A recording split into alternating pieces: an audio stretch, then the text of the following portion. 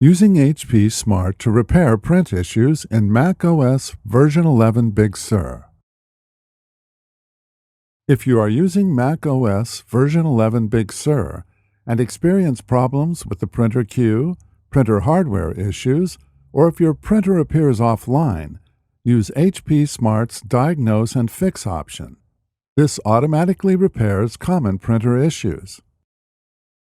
Note: you will need the HP Smart app installed on your computer to be able to use Diagnose and Fix.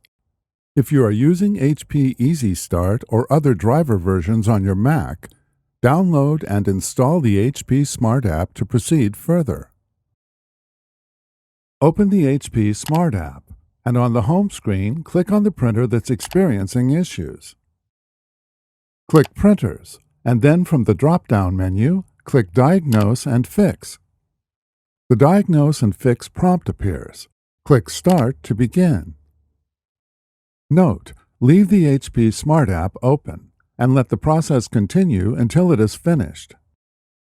Once the troubleshooting is complete, Diagnose and Fix lists all the issues that were discovered. It also shows how they were repaired. If you are still having problems with your printer, click Next to see additional resources for further support.